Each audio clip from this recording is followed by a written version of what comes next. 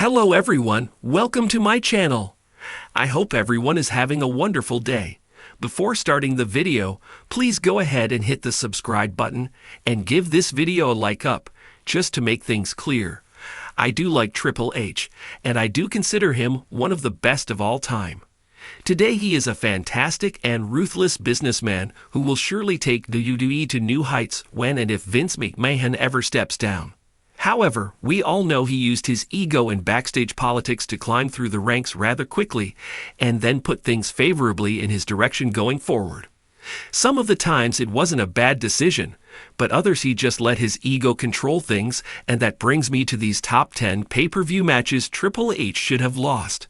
Carlito was always a star in the making, defeating John Cena for the WWE United States Championship in his debut match, and winning the Intercontinental Championship during his first appearance on Raw. WWE certainly seemed to have big things planned for the son of Carlos Colon. It just never really panned out though, and this loss contributed to why. After he had suffered a legitimate torn right quadriceps in early 2007, Triple H returned at SummerSlam 2007 and quickly ran through Booker T in 8 minutes. He would then reignite his feud with Vince McMahon, with McMahon selecting Carlito to face The Game at Unforgiven. This was Carlito's big chance to be a player. The match was even announced as a no disqualification match where the NODQ rule only applied to Carlito. This surely meant the seemingly new top heel would score the win and set up bigger things to come, right? Not really. The match was okay overall, but Triple H gave him nothing and pinned him in just under 11 minutes. As far as being a top guy was concerned, Carlito never recovered from this loss. This was possibly the best feud of the year 2000, largely due to how unexpectedly good it was. Triple H and Kurt Angle worked so well together that they would also feud in 2001, 2002, and now, 18 years later, in 2018. Kurt Angle was WWE's hottest new star after his late 1999 debut, so they needed to be careful about what wins and losses he needed to take. Things were a little rocky for Kurt for a while after taking in quick squash pay-per-view losses to The Big Show and The Undertaker, but it seemed like this love triangle feud would be where it turned around. The Angle/Triple H/Stephanie romance would provide many entertaining segments between August and October, which would all seemingly lead to a Kurt Angle PPV win, but that didn't happen.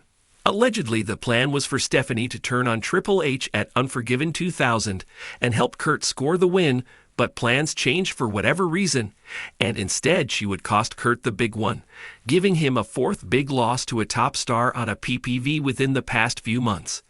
This would have halted the career of any other star, but fortunately, Kurt would bounce back the following month and lift his first WWE Championship from The Rock at No Mercy.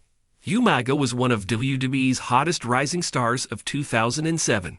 After winning all of his one-on-one matches in 2006, mostly squash matches, 2007 was when Umaga was allowed to shine in competitive matches.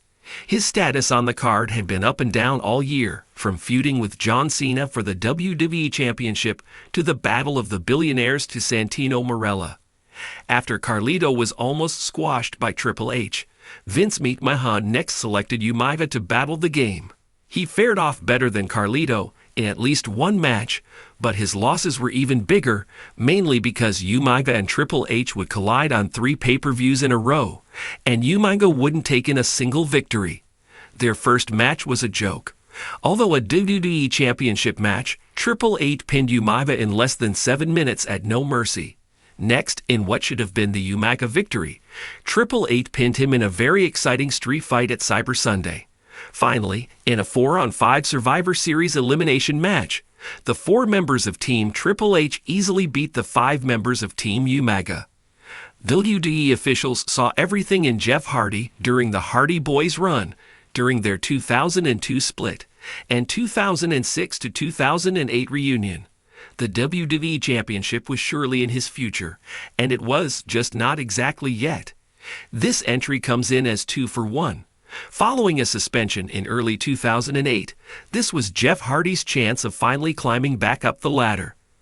the most popular star on SmackDown and probably all of WWE, Jeff Hardy entered No Mercy on a wave of momentum, which included a pinfall win over The Undertaker a few weeks earlier. Hardy and Triple H had a solid match at No Mercy, but the game would pin him after a pedigree. Hardy would challenge him again a few weeks later at Cyber Sunday, this time receiving almost all votes in a poll to challenge him, but would again go down to the pedigree. Due to his popularity, WWE should have given Hardy a win at least once, as he would eventually win the championship at Armageddon that December for an uneventful 4-week reign. He could have really used those extra 2 months as champion. CM Punk literally brought many fans back into the WWE product in 2011 thanks to his stirring shoot promo on the company on Raw that June. In what was dubbed the Summer of Punk, he gave a dozen eyebrow-raising work shoots in the following 2 months and would defeat John Cena for the WWE Championship in an excellent match at Money in the Bank and a Dan Fine rematch at SummerSlam. Things slowed down then. He dumped the WWE Championship to Alberto Del Rio and entered a feud with Kevin Nash and Triple H. The mini-feud with Nash was thankfully quietly ended and Punk battled Triple H in place. After at least one unscripted shoot where Punk easily got the better of Triple H, the game was ready to stop what was left of Punk's momentum train. Although the match between them at Night of Champions was a thrilling one, Triple H's win was not needed. Thankfully, Punk bounced back 2 months later to win the WWE Championship that he would hold for over a year. Punk and Triple H would never face off again, but were planned for a match at WrestleMania 30 just before Punk quit WWE. Could he have defeated Triple H? Just maybe. Randy Orton was WWE's hand-picked face of the company as early as 2003. He was given a major boost as a member of Triple H's Evolution stable and was one of the best performers on Rhea throughout 2003 and 2004. Then the plan came to have him shoot up the ladder on his own, and things got a little messy.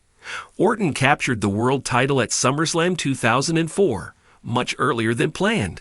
Allegedly, the plan was for Orton to win the 2005 Royal Rumble and basically be the Batista of that Triple H vs. Batista feud. However, Orton was getting more popular every week, which likely contributed to the alleged change of plans. In a memorable segment, Evolution turned on Orton on the post-SummerSlam Raw and began his face run, and it would almost immediately go crashing down. Triple H would surprisingly defeat Randy for the World Championship at Unforgiven, ending the Legend Killer's reign at just 28 days. The loss killed almost all of Orton's momentum instantly. Fans just seemed to have lost interest after this, and Orton would lose to Triple H 2 more times on pay-per-view before his planned redemption at WrestleMania 21. It would be 3 years later before Orton would be a world champion in WWE again, this time trading victories with Triple H in several championships pay-per-views over the next 2 years. A mini-feud with Triple H in 2000 helped Chris Jericho rise up the WWE card, for a little while at least. Chris Jericho would surprisingly upset Triple H in a WWF Championship match on the April 17 episode of Raw. Referee Earl Hebner made a fast count when Jericho pinned Triple H, causing Jericho to win the title, but later reversed the decision due to pressure from Triple H, and WWE does not recognize Jericho's reign as champion. The feud ended just after, but helped Jericho maintain a good position on TV. The two would have an official feud in July, which resulted in a last man standing match at Fully Loaded. This was easily one of the best matches of the year, and Jericho looked like a star. However, Triple H would pick up the win, despite Jericho being planned to originally, and Jericho would then shift down the card back to Intercontinental Championship pursuit for another year. Jericho gave one of the best performances of his career here, defiantly the best up until that point, so it is a shame Triple H didn't see anything more in him at the time. Think of the popularity that Daniel Bryan had in late 2013. Rob Van Dam was actually in a similar situation in 2001, only it is not as well remembered, as this was when the like of The Rock and Stone Cold Steve Austin were full-time, so popularity like Van Dam's could easily have been set aside, which it was. RVD was so popular that he actually entered WWE as a heel, but was so popular He even ended up winning the PWI award for Most Popular Superstar of the Year. RVD was climbing the ladder for most of 2002. Having several Intercontinental Championship reigns during the year, he picked up big victories over the like of Eddie Guerrero and Brock Lesnar. RVD would pin Triple H in a tag team match on Raw, leading to him winning a #1 Contenders match the following week. For those 2 weeks, Van Dam was presented as a legit challenger but went down shortly after. On the go-home edition of Rhea for Unforgiven, Triple H cost Rob the Intercontinental title and gave him a post-match beating. This made it seem like Rob would be coming out on top the following Sunday, but instead, Ric Flair's swerve turned on him, costing him the match and title. The match itself was decent, but it came off like Triple H wasn't giving RVD much effort. RVD didn't recover as a main event player until he would actually win the WWE Championship in 2006. It happened. It finally happened. After 13 years of the closing of WCW, the icon Sting finally joined WWE. We would finally get to see the dream match of he and The Undertaker, and possibly more. Well, actually no. Instead, Sting debuted costing Team Authority at Survivor Series 2014. Obviously leading to a match between he and Triple H. We didn't really know where this would lead to after WrestleMania, but the popular opinion was Sting would defeat Triple H in what was to be his first ever WWE match, and then stick around for a while, possibly in a different role. Instead, the night of WrestleMania 31, the feud took more of WWE versus WCW tone when DX and the NWO got involved. And as awesome of a moment as that was, it soon became clear that Sting was no longer the favorite. Triple H pinned him and that was that. In what Sting thought might have been his only WWE match, he lost to Triple H to feed his ego. I don't think Triple H thinks very highly of Booker T. After 1 year of the mid-card, former 5-time WCW champion Booker T was finally getting the big push. The build-up to his match with Triple H for the World Heavyweight Championship at WrestleMania, complete with racism, making Booker's WCW career look like a joke and bringing up his young criminal record, was designed to give Booker T the WrestleMania moment he deserved. This was, in fact, true. Booker T was planned to beat Triple H for the world title, but the game had different plans. Just like with Rob Van Dam at Unforgiven 2002, WWE was ready to pull the trigger with one of the most popular stars in the company. But same as Rob, Triple H didn't see that in Booker T, so he pulled his creative control card. The match itself was decent, but its ending was designed to make Triple H look like the best in all of WWE, where it took The Rock 3 rock bottoms to defeat Steve Austin, Brock Lesnar 3 F5s to defeat Kurt Angle, and Hulk Hogan 3 atomic leg drops to pin Vince McMahon. Triple H hot Booker T with 1 pedigree, then laid in the ring for a full 19 seconds before pinning him. Booker T wouldn't see the main event scene again until late 2004, and wouldn't be a world champion in WWE until 2006. The next time Triple H faced Booker T on pay-per-view was when he returned from his torn right quadriceps at SummerSlam 2007. Triple H squashed him in 8 minutes. The game gave him nothing to work with. Love for wrestling, concerts, conventions, and television and film. I run the Twitter and Instagram accounts for the UK Wrestling Comic Con for the love of wrestling.